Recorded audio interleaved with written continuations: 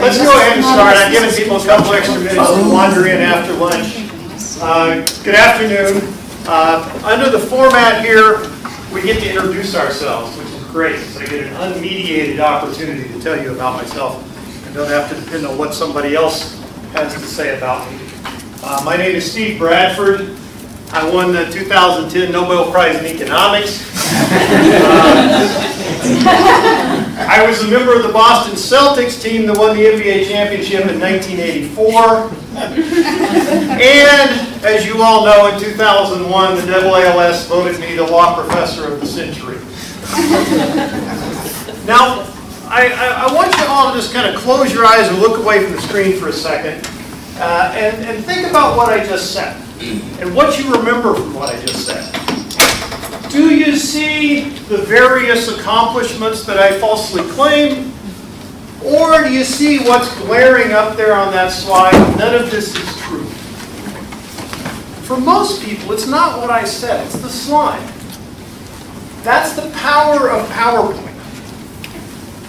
And what we're going to do for the next 30 minutes or so is we're going to be talking about the question of whether there's a point in PowerPoint. Now, I know PowerPoint is not really cutting edge, so it doesn't fit into the supercalifragilistic. Half of you don't even know what very good this is anyway. John obviously does. It doesn't fit into that theme. But my thinking was that before we move on to exciting new tools, we really ought to learn how to use the ones that we already have. And so that's what kind of prompted me to talk about PowerPoint. PowerPoint has a bad reputation.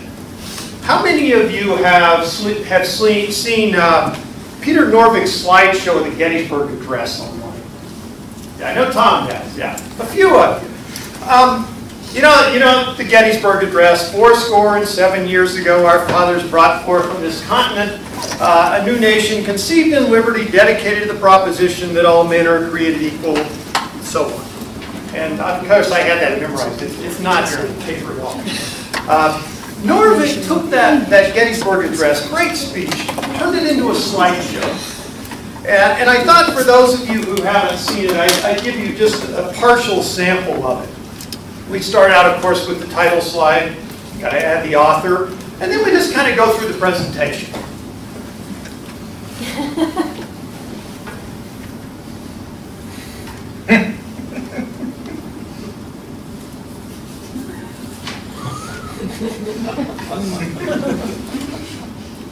You get the basic idea. There's actually more to it than that.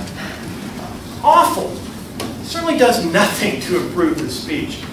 But it's not PowerPoint's fault. As Norvig himself said, PowerPoint doesn't kill meetings, people kill meetings. But using PowerPoint is like having a loaded AK-47 on the table. You can do very bad things with it. Some PowerPoint presentations suck. But if those PowerPoint presentations suck, it's not PowerPoint's fault. It's our fault. We're to blame. Blaming PowerPoint for a bad presentation is like blaming the microphone for what I'm about to say today. And by the way, just to be clear, if I do say anything today that you don't think makes sense or you don't agree with, it is the microphone's fault. Now, the question is, how can we take that PowerPoint tool and use it for good rather than for evil? And I'm going to talk about some things that I hope will help make your PowerPoint presentation suck a little bit less. I'm not going to tell you how to use PowerPoint. I assume that everybody in this room already knows the basics about how to use PowerPoint or whatever presentation software you're using.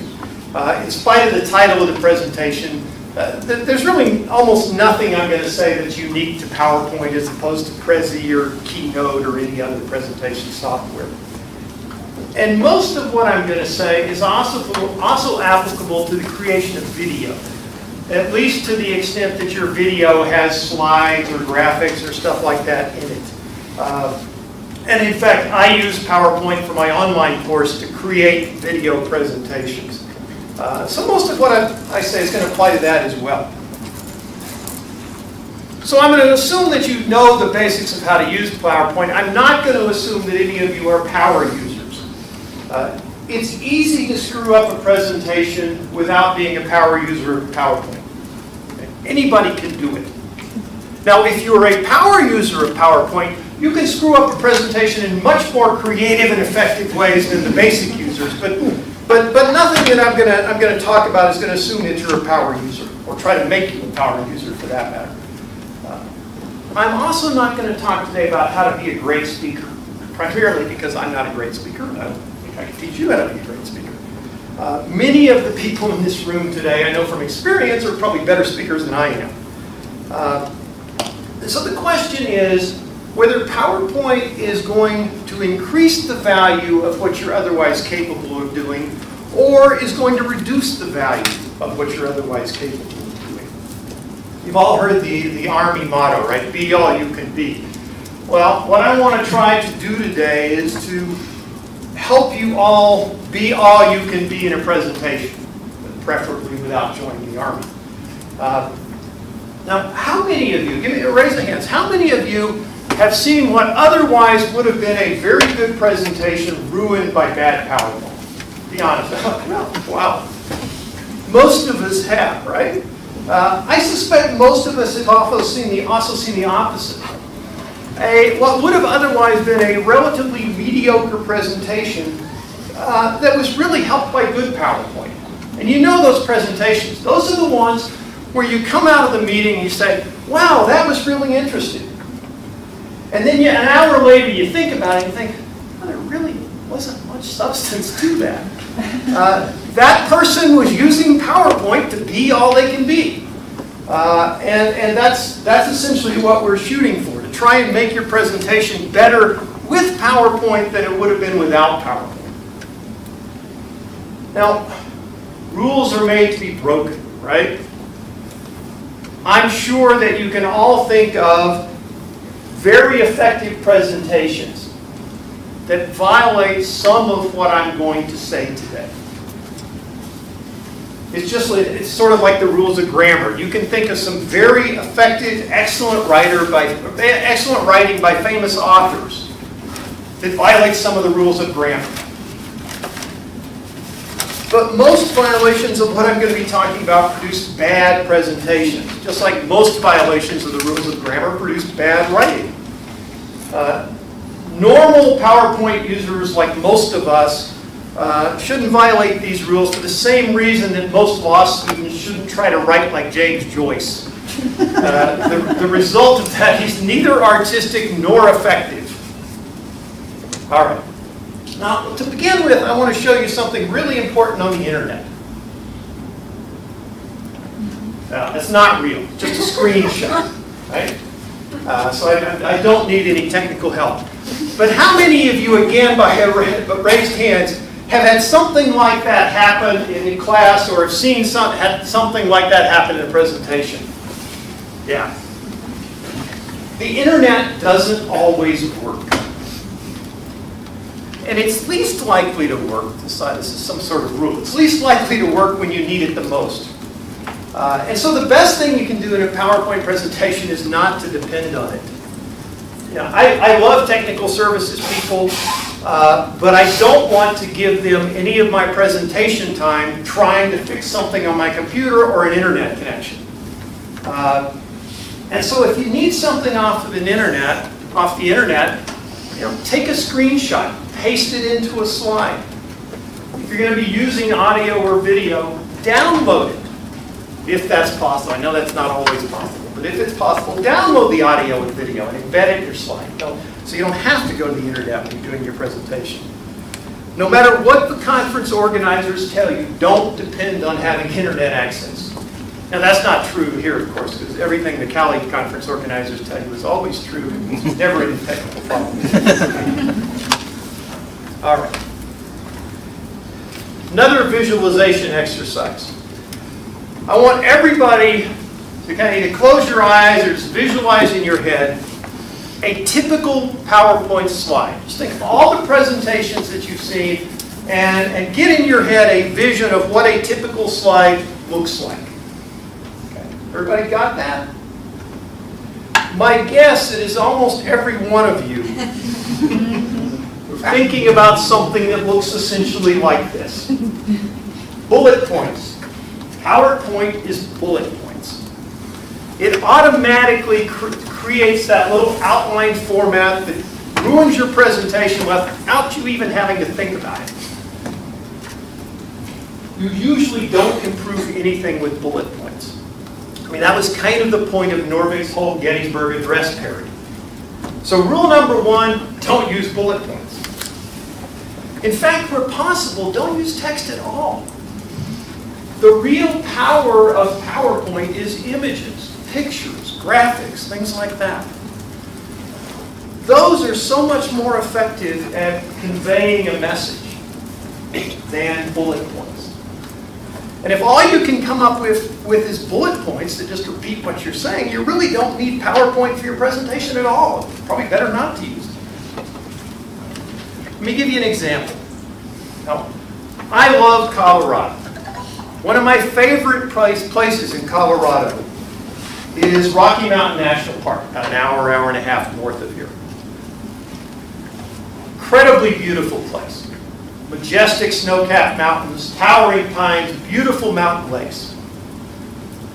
That's bullet points. Now, does that tell you more about Rocky Mountain National Park or this? Pictures are better than words. You're supplying the words as you speak. The words are your tongue. The purpose of PowerPoint is to supplement what you're saying, not to repeat what you're saying. Now, along those lines, let's take a slight detour for a second into educational research.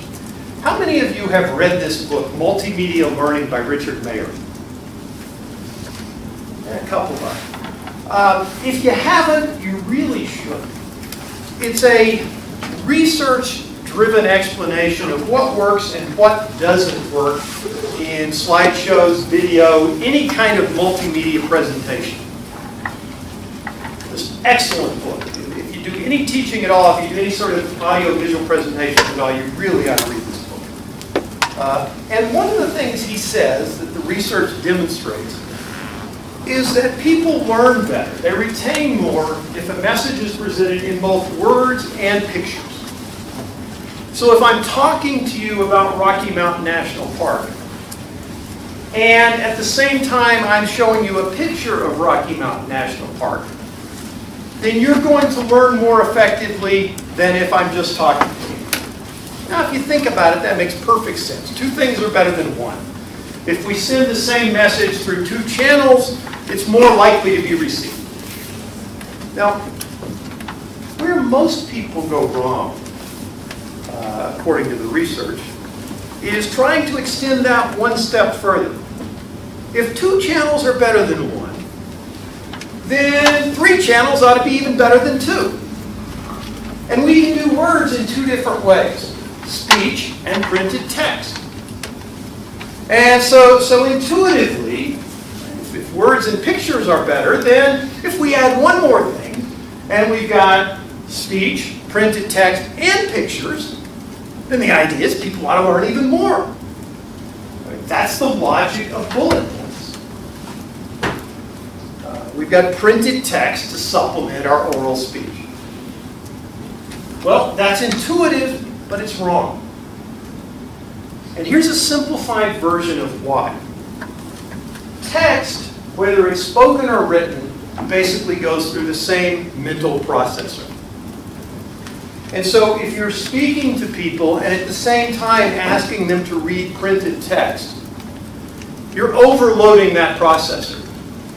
And the research shows, surprisingly, that people actually learn less when you do that.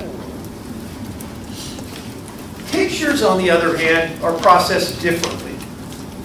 And so we can handle pictures and speech at the same time without overloading, and we actually learn more from that stuff. So one of the lessons of that is don't bullet point everything you're saying. That's why you're there. The words are your speech. Use slides to supplement those words, not to repeat them. In other words, don't do what I'm doing on this slide. Now, how many of you have heard of Edward Tufte? Yeah, there's a lot of stuff about how to present research and things like that. I'm a big fan of Edward Tufte, but I think one of the things he has to say about PowerPoint is wrong, or at least misguided. Tufte says there are too many true statements about complex topics that are too long to fit on a PowerPoint slide. Now, that's true. That's 100% true. But the implication kind of misunderstands how PowerPoint should work. You shouldn't even be trying to fit everything you're saying about a complex topic on a PowerPoint slide. You talk about the complex topic. You use the slide as an aid to help people understand that complexity that you're talking about. Now, obviously, you can't always avoid text on your slides. For instance, when you want to have the audience focus on a quote like this, good time to use text. Text can also be used as a transition to let the audience know that you're changing topics. And text can be used to label images or graphics. One of the Meyer book obviously says, you know, don't use printed text and oral speech, but there is a slight exception to that, and that is when you put labels on graphics, that can sometimes enhance the effectiveness of those graphics. The key in all of those cases when you're using text is to minimize the amount of text that you're using.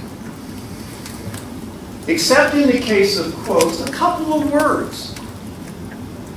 Even in the case of quotes, cut it down to the bare essentials. There's really no reason to put a long two-paragraph quote up on a slide. And if you have to use bullet points, use them as a very broad outline of what you're doing with a couple of words per point. Basically just enough to focus the audience on your current topic.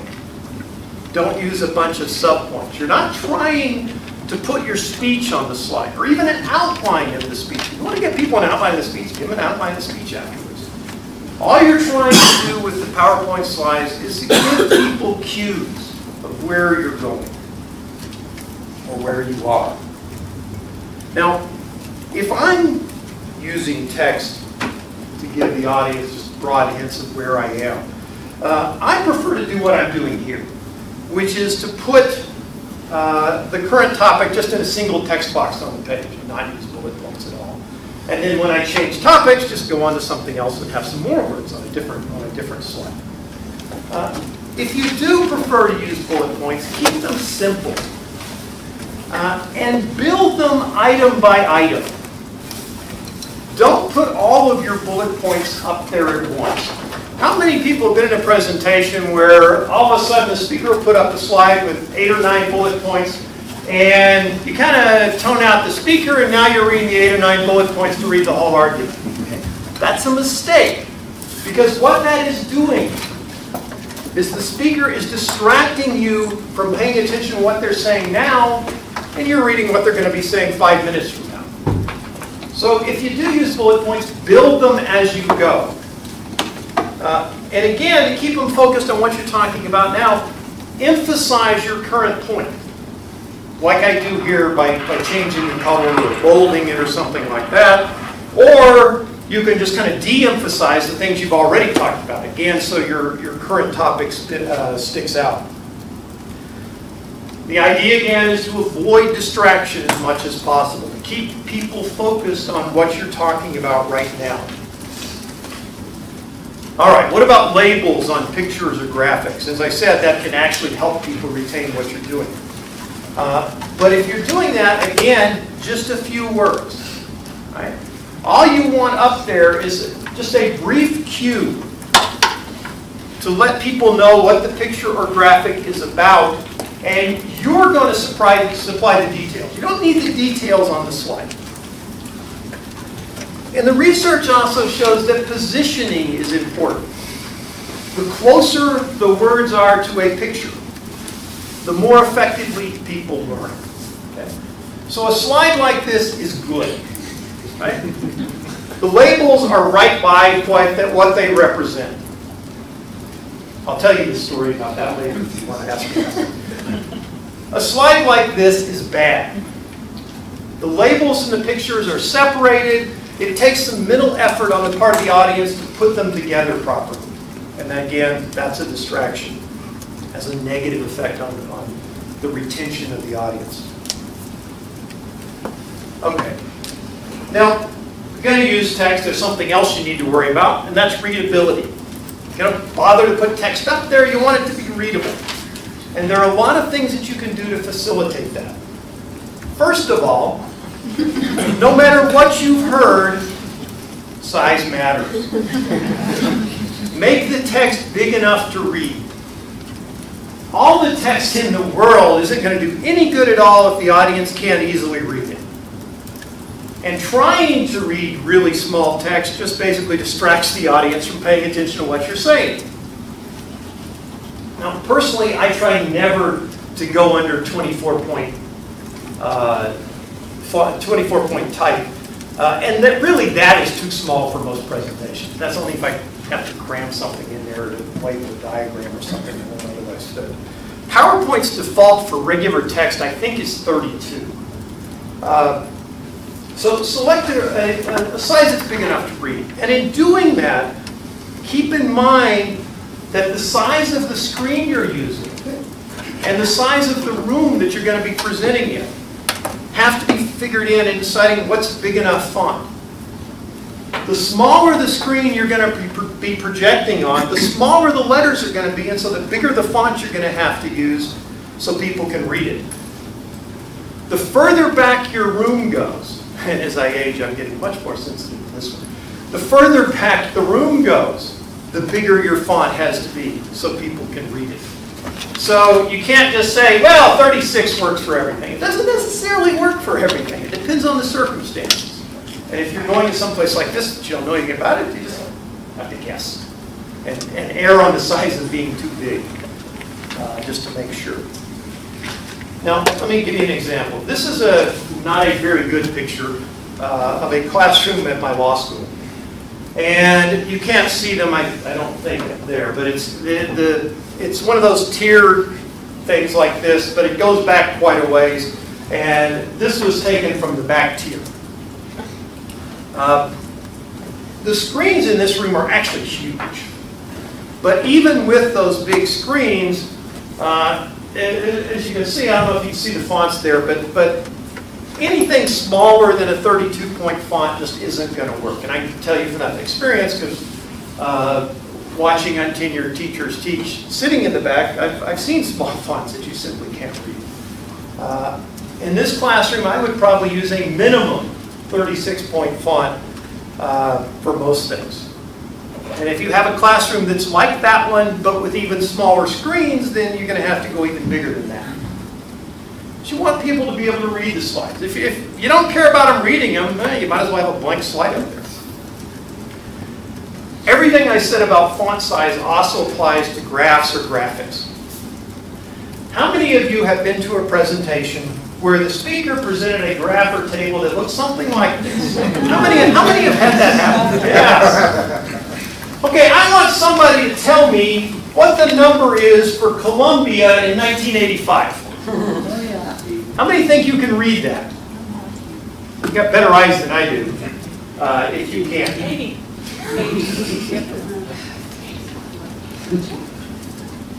Where's Columbia? Yeah, it is 80, actually. Congratulations on your eyesight. I tried this, and I couldn't do it. In fact, I had trouble seeing Columbia, but that's a different story. That's because it was up close. Now, so if the audience can't read this, it's not worth showing. If you do have a very complicated table like this, or a graph that's got small graphics on it that you want people to focus on while you're talking, your best bet is to hand it out, because this isn't going to work. If you really want people to be able to see these numbers, this slide isn't going to do it. Now, there are a couple of things you can do to deal with that problem. Right? You could take an excerpt from that slide. If there are just parts of it that you want to focus on at a time, you can excerpt that part and use that, and then put it in big enough font and read. But just squeezing it on a slide like this really doesn't work. All right, so size matters. Size isn't everything when it comes to font. You need to make it big enough, but you also need to choose a font that's easy to read. Avoid italics. People don't read italics as well as they read whatever we call non-italics. Non-italics. And that's especially true the smaller you get. So avoid italics and avoid goofy fonts. PowerPoint and all of the word processing suites have all kinds of nutty, silly fonts available. There is one situation where using a font like that makes sense. And that's if you're 12 years old, you're writing a cute note to your girlfriend. If you're doing a professional presentation, stick to the basic PowerPoint fonts and don't try anything like what I have up there. All right, another book question.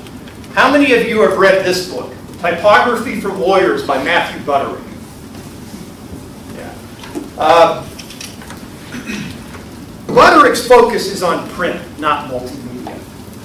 But his discussion of fonts and readability is really, really good. If you haven't read it, you really should. It's great for choosing a font, not just for slides, but just for anything you're writing. But it's not just about fonts. It's filled with all kinds of great suggestions about how to present your work on the page. And that's something that lawyers, law professors, really everybody doesn't really spend enough time thinking about. And Butterick's discussion is very, I mean, he's an expert, but it's very accessible to non-experts. And I would strongly recommend you take a look at it. So choose a readable font. Once you've chosen a font, be consistent. Don't use 8 or 9 different fonts in a single presentation, and certainly not like this on a single slide. If you need to emphasize, to change up, use bold or colors or something like that to emphasize. There's really no reason to change fonts. It just kind of distracts people from what you're doing. All right, so font size, which font you choose. Contrast. Contrast is important. I'll give you an example. Here is my opinion of my current dean, written in black text on a black background. Doesn't tell you a whole heck of a lot, does it? Yeah. Now, well, obviously this is extreme. No one is silly enough to use black text on a black background. I was going to say maybe Tom Bruce, but I see Tom's not here, so I'll say it anyway. That's the best time to say it. Yeah. But here's an example that's a little less extreme. Terrible contrast. You can probably read it, but it's a strain. And the longer the presentation went with that pair of font and background, the harder it would be to keep looking at that. And the harder it is to read, the more time people spend processing the message itself, and the less time, or the less likely it is that they're going to actually take the message away that you want them to take away. So choose a background and text combination that's relatively easy to read. And in doing that, it's not just contrast that's important. The background color itself makes a difference. How many of you have been to a PowerPoint presentation where somebody puts a slide up with a background color in neon or something like that that literally makes you want to avoid looking at it, avert your eyes? You ever been to places? Yeah.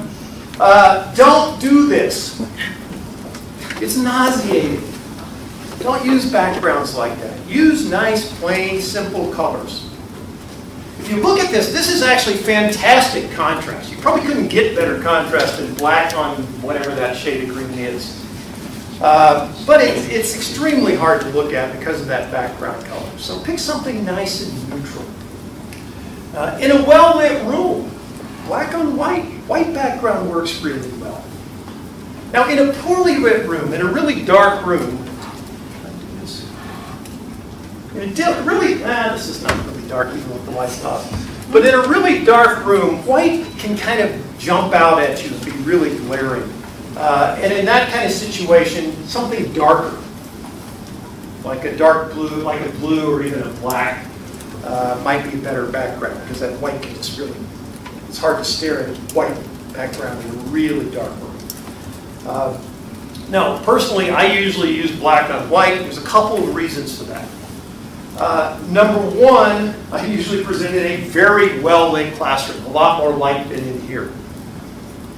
And it shows up really well in that well-lit classroom.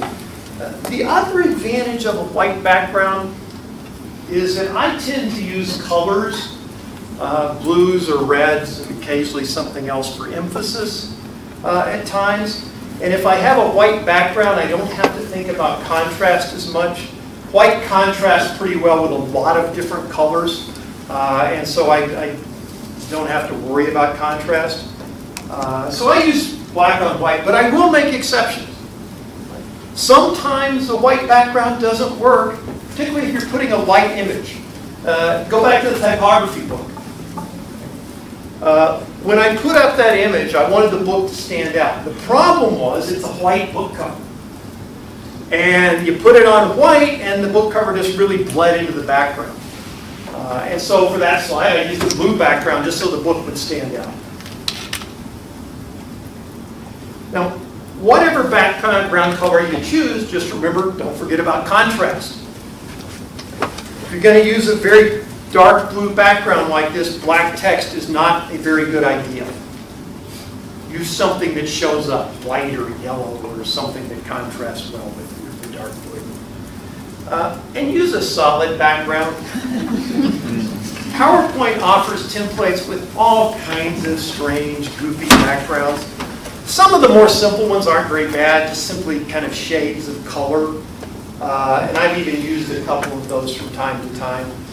But most of them, like this one, are just going to be distracting, and they're going to interfere with what it is that you want to put up on the slide. So unless you're talking about butterflies, don't use a slide background that's got butterflies on it, no matter how much you like butterflies. And the same thing goes for sunsets and clouds and everything else that you might be able to, every other kind of template like that you might be able to find. Now, along those same lines, in terms of backgrounds and distractions, how many of you work or have worked at a place that has slide templates that have a header or a footer with the name of the school, the name of the law firm, whatever on it? Yeah, I do too. I don't use them. It's distracting. Again, what you're doing is you're putting something there that draws the audience focus away from what you want them to be looking at. And the reason that your law school or whatever wants that up there is they want people distracted. Right? They want people focusing on that. But your primary purpose, as opposed to your law school's primary purpose, is not to advertise your law school. It's to get people focusing on whatever it is you're talking about. So put it on your title slide. Put it on the last slide. It's going to be up there at the end when you take comments and questions. But get rid of it everywhere else, because it's drawing the focus away from what you otherwise want them to see on that slide. One other major thing to improve readability, margins. Printed material has had margins for hundreds of years, and there's a reason why printed material has had margins for hundreds of years. If the text is running off the edge of the page, it's harder for people to read. Same thing for slides. Margins make text and graphics easier to read. If you don't have a sufficient margin, then what you've got up there isn't separated from the background, and it's a strain on the audience. Now, the one possible exception to that is if you're using full screen pictures. Right?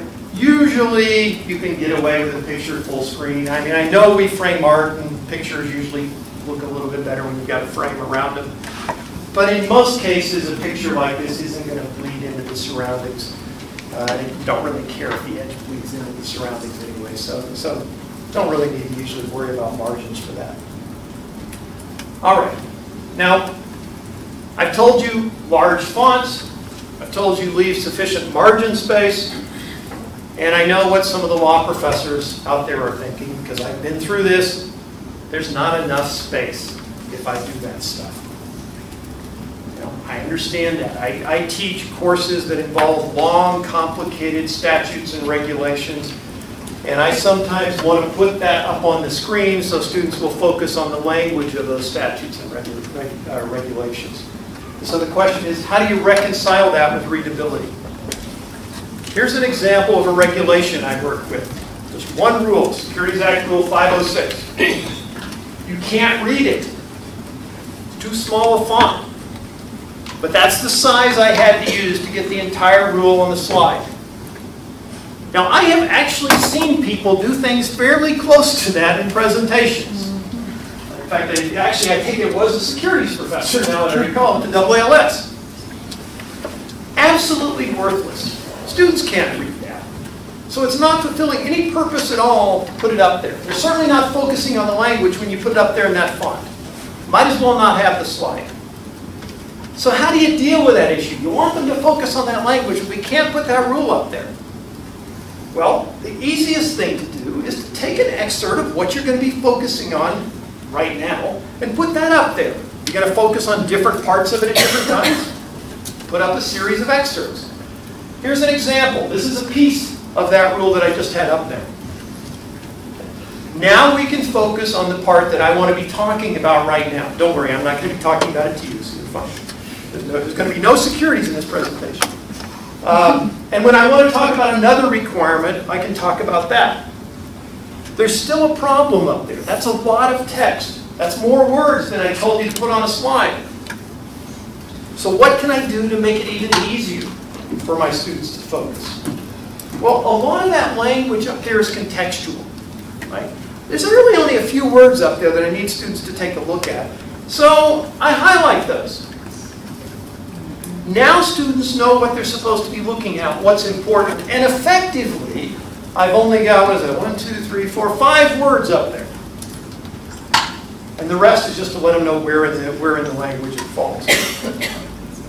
But as it happens, there's actually two things in that paragraph that I want them to focus on. A couple of ways I can deal with that. Put it in different colors. Now they know the two things. Or I could do it one at a time.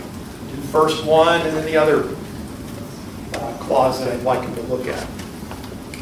Now, all of this requires more work than just copying that whole rule, pasting it into the slide.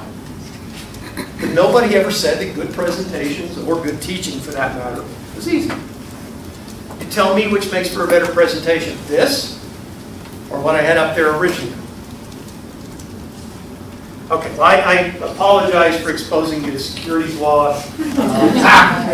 My students tell me that a little soap and water afterwards will get off the stench, but that's all the securities law I'm going to give you. But while we're on the subject of text, one final note. Check your spelling and grammar. I can't, I'm just curious. You all go to academic presentations. How many of you have been to academic presentations where there were spelling or grammatical errors on the slide? There is no excuse. PowerPoint comes with a spell checker. It takes about 30 seconds, maybe maximum, to run through a slideshow about this size. I assume that the other presentation softwares also have spell checkers. If not, pull the text into Word or something that does. And check it that way. It's an easy fix, and spelling and grammar errors are a distraction, and right or wrong, I don't want to get into a debate about that, but right or wrong, it affects credibility in some people's eyes. So fix it, you got a more effective presentation. It's easy to do. I'll be honest with you, I have sometimes been lazy preparing for class or rushing something at the last minute, and it's happened to me. That's a different context, though, in a presentation where you sometimes have weeks in advance to do something simple like that. All right, so check your spelling and grammar. All right, here's the sensitive subject. I know this is going to bother some of the people in the audience. How many of you, by a show of hands, have seen a PowerPoint presentation that includes a slide of the speaker's dog, cat, child, any of the above? Yeah. In most cases, that's a mistake. You want people focused on what you have to say. That should be the point of your slides as well. Anything extraneous, unrelated from your topic, distracts from your message, reduces what people take out of the presentation. So avoid the cute cat or baby pictures unless your presentation is about cats or babies. Or unless something about the cat's behavior is relevant to whatever topic you're talking about. Now, I know if you put something up like that, people will ooh and on. They'll come to you lately, or come to you after the presentation, and they'll say, "Oh, what a cute cat," or "What a cute baby that was." Well, let's hope if it was your baby, they don't come up and say, "What a cute cat." But think, and you think, "Oh, they were paying attention." But think about that. What they took out of your message, what they took out of your presentation, was the cat, not your main message. You want them taking out whatever it is you're talking about. So the fewer distractions, the fewer extraneous slides, the better. Now, by the way, I already violated this rule at least once in this presentation today. One of my slides contained something that was highly likely to distract from the message. Anybody tell me any guesses as to what it was? Money. The bunny was one. The law professor. Well, yeah, that's right. He is a law professor. Now, let me give you a hint. The one I was thinking of is on that server not found slide. Anybody spot the distraction on that slide? Yeah. John Mayer's a madman.com. Not related to the topic of my presentation. All that language up there possibly could have done was to distract you from what I was saying. Shouldn't have done that. But as it turns out, there are some things more important than making an effective presentation, and one of them happens to be making fun of John Mayer. Keep that in mind, those of you that haven't presented yet. Yeah? One thing I've seen when people are going from thing to thing, the background of their laptop could be a family photo or something when they're in the Bahamas, or, you don't want to see anybody swimwear. Doesn't happen as much on PowerPoint, but on Prezi, I think that'll happen when you're bouncing around like that. We're playing a video, you need to get out of PowerPoint, go to the video, and come back again. Yeah. Same idea, right? Avoid the unrelated stuff. Same thing goes for music or sounds, right? It may be interesting music, there may be some really interesting sounds you can do for transitions, but if they're not relevant to the presentation, no matter how interesting they are, they really don't do anything other than distract and interfere with learning. Now, that doesn't mean you can't play music before your presentation. I mean, I've done that. At a conference, at this conference a few years ago, I was talking about digital books, and I played The End of the World as We Know It as a lead-in to my presentation before I started talking. That was wrong in one sense, in the sense that it was way too optimistic about digital books. But it was a nice prelude to what I had to say, and if you're doing it beforehand, it doesn't distract in any way. I have a colleague who plays music before every single class that is somehow related to the theme of the class. I don't know how much time it takes him to do it, but he does it. But again, it's not a distraction because it's not while you're actually giving the presentation. But irrelevant sound, just like irrelevant pictures, is a distractor. It's not helping your presentation. Okay. Now, and this kind of goes to what you raised, transitions. Let's talk a little bit about transitions. Both transitions within slides and transitions from one slide to the next. How many many of you have seen PowerPoint presentations where words start appearing from all kinds of different directions and in different ways? Like this, or even this. Yep. Why? Again, that's another distraction. Keep it simple. Use the same transition consistently unless there's some really good reason to change it for a particular slide. Another aspect of transition is movement from screen to screen. You put up text or a picture, something like that. Make sure as you go from screen to screen that they stay in the same place and don't bounce around. Again, it's a distraction. All right. Now, let's talk about your role in the presentation. Let's assume you've got your talk done. You've put all your slides together. What can you do as a presenter to make it a better presentation? I'm not talking about how to improve your ability to speak or things like that, but just in presenting the slideshow. So now we're on you. Rule number 1, this shouldn't surprise any of the clinical people in the audience, practice. Run through your presentation beforehand. When you're doing that, make sure the slides are in the right order. I don't know how many presentations I've been at where I've heard, oh, that shouldn't be there. Make sure you don't have any extra slides. Make sure you know where in the presentation you're going to make a transition from one slide to the next. Check all the audio and video to make sure it works. Now, I know you don't always have a lot of time to practice. You sometimes have to put together a presentation on very short notice, right? And some people are experts at doing that. I have sat next to John Mayer at this conference and at other places. And I have seen him sitting there shuffling slides 5 seconds before he gets up to speak. And then he gets up and he gives this really incredible, polished presentation. And, I don't know how he does it. But we're not all John Mayer. Thank God we're not all John Mayer. Most of us could use practice. All right, so practice. Well, what else can you do to make your presentation more effective? Face the audience. There's a real tendency when you're doing a PowerPoint presentation to turn around and look at your slides. Resist that tendency. Now, look at the audience, not at the screen. Now, I know that's hard. You always want to make sure that what's on the monitor is also up there.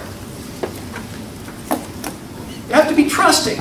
But I promise you, if there's anything wrong up there, you're going to see people in the audience starting to go like this and letting you know about it. My students never have any, well, that's not true. But most audiences don't hesitate to tell you if there's a problem with the projection. Eye contact is important.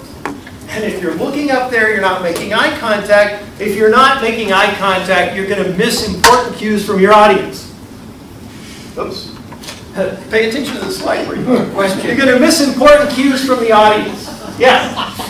Just going back when you were talking about practice, I totally agree with that. Obviously sometimes we don't have a lot of time. We have to do something. But do you have an opinion as to what would be the optimal number of times you should run through? Yeah, it's exactly what would be the optimal number of times for a lawyer that's going to be litigating a case. The number for you is probably totally different from the number for me.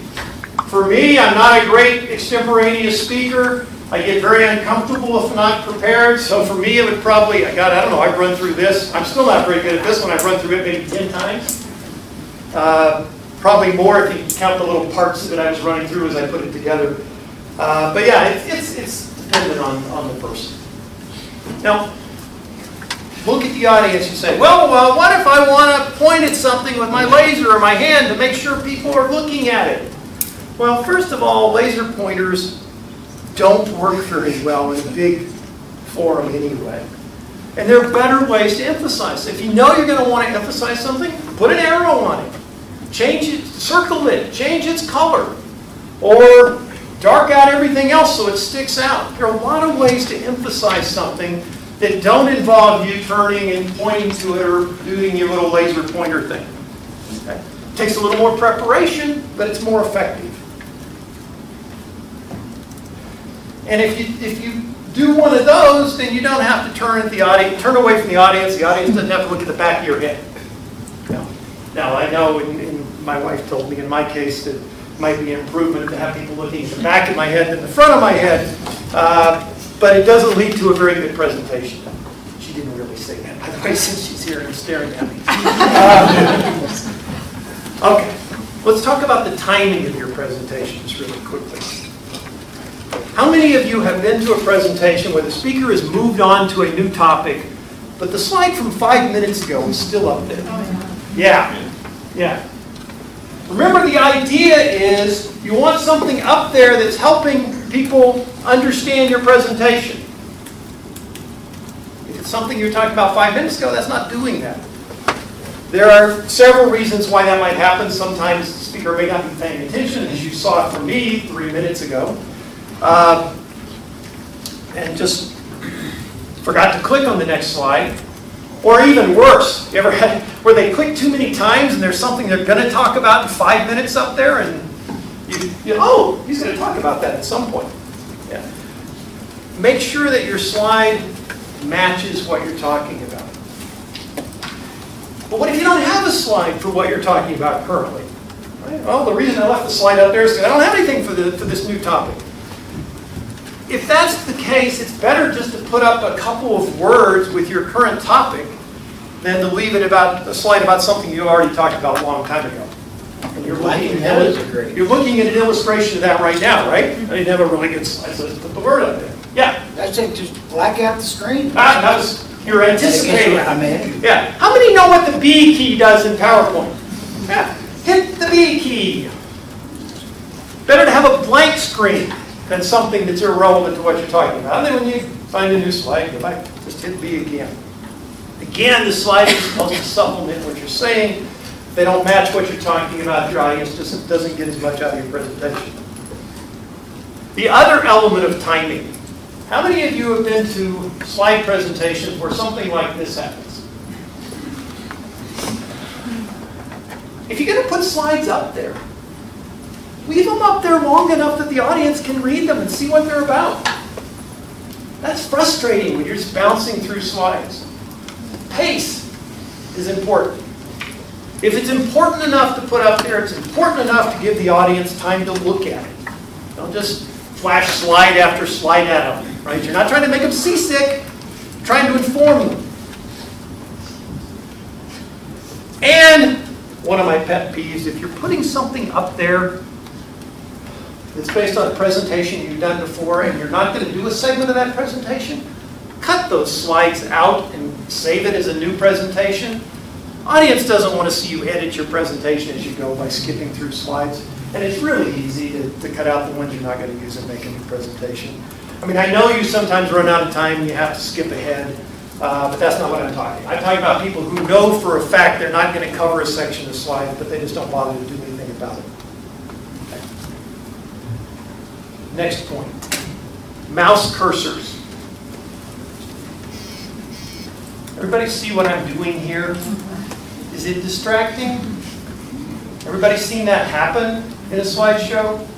I've done it. If I'm working, I don't have an actual mouse up here, but if I'm working with a mouse, I'll get nervous sometimes and not think about what I'm doing. And then, of course, the audience is looking at that arrow go around. Sometimes you'll get what I call mouse creep, where if the tracker's not quite working, you'll see the pointer kind of go like this. The best thing to do, PowerPoint has a setting that lets you completely turn off the mouse during your presentation. I didn't use it because I'm going to illustrate this. If you don't want to touch the mouse, if you got a mouse, you're afraid you're going to do something like that, just use the arrow keys on your computer. And then you don't have to worry about you doing something with the mouse that's going to distract you. All right, final point, my pet peeve. How many of you have been to presentations where the speaker made his slides available in advance? Pretty common practice, right? How many of you at those presentations have found yourself looking way in advance at what the speaker is going to say later? Yeah. Problem is, when people are flipping ahead in those slides, they're not focusing on what you're saying now, and that's not good. You want their attention. Best way to deal with that, don't make your slides available. Now, I know some conference organizers ask you to make them available in advance. Usually, if you say no and tell them why, they'll go along with it. The only exception I've found to that is the U.S. government. The SEC wouldn't let me do that, but in most cases they will. Or you can do what I do every time I speak at a Cali presentation. I just ignore the stuff about making your slides available until after the presentation. And nobody's ever said anything. So, Elmer will probably say something next time I speak. I mean, I'm 100% in favor of providing slides after the presentation. I do it for my students. I think it's a good thing. But during the presentation, you don't want them focusing on what you said 10 minutes ago or what you're going to say 10 minutes from now. Excuse me, do you follow that same rule for your students? Do you give it to them in advance? Or? No, after. Don't you think it's advantageous to a student to be able to take notes on top of your slides instead of writing down what's in the slides? No, I don't. For a couple of reasons. Number one, I don't want them going at, well, part of the problem is the slides will expose what I'm asking them to do. I don't want them using my analysis, I want them doing their analysis. But number two, if they know they're going to have the slides, they don't have to worry about getting anything down on the slide, they can just add to what's on the slide.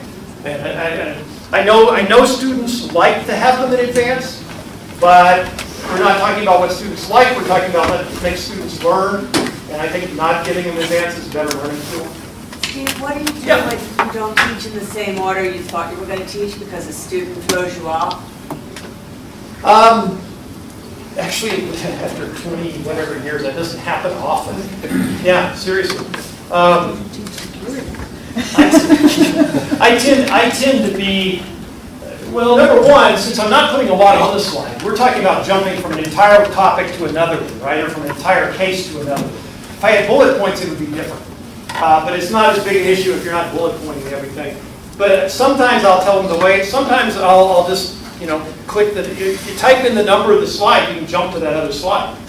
In Prezi, you can do it even easier. I don't use Prezi, but it's easier to bounce around the slides in Prezi and do something with it. If you're worried about that, I would suggest you use Prezi because it's more designed for a non-linear presentation. Yeah? Well, I mean, you said you give your slides to your students after the fact, but how much value is the slides since you're not putting a lot of text and stuff on them without the context of your speaking? A lot of my slides, well, a lot of it is like, some of it is like the excerpts from the rules, and obviously they've got the statute book too, so probably not much value. That's more for focus on class. Some of it is, that I didn't show here, is like diagrams and things. I don't know if anybody in this class that teaches commercial law. I used to teach commercial paper and diagrams like from the drawer to the, it's been a long time, payee to the holder, that's very helpful. And so those kinds of things.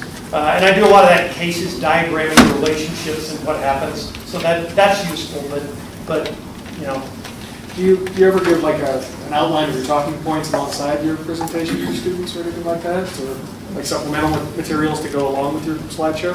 No, because the research shows that if students are actively taking notes, they're getting more than if I'm giving them the notes. So it's the note-taking process that's causing them to learn, not having the notes. Anybody else? I've ranted enough. We've got another minute or so. Yeah. On the question of extraneous content like school logos and stuff, what's your view on footers with dates and page numbers? Is that distracting? Do you add them? Or? I know people that put slide numbers on. Yeah. And really so when they're taking questions or people are asking things, they say, oh, well, on slide 14 or something like that. It doesn't happen, I don't think, as much in a classroom setting where you hope at least they ask the questions as you're talking about something. But I mean, so, and then maybe related to the question of page numbers, do you have a rule of kind of a rule of thumb on number of slides? I mean, sometimes I was talking with somebody about that earlier, and I think number of slides is a completely irrelevant thing to compare, and the reason is this. A lot of what might have looked like slide changes were actually transitions within slides. And so I can do maybe 8 slides on one slide if I'm doing a complicated diagram, or I can do it as 8 different slides. So I don't think number really, the question is, are you pacing it right? Are you leaving it up long enough? Is it having an effect?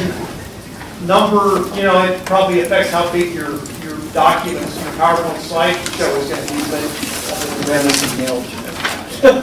I mean, if you're doing an hour presentation and you've got 400 slides, my guess is you're not pacing it very well.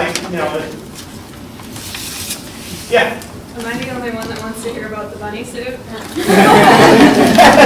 know it's time to go. I lost the student contest. Let me tell you something else. Wearing a bunny suit in late April is not very comfortable. So if you ever have to wear a bunny suit, do it in the winter. Thank you very much. And one thing to remember,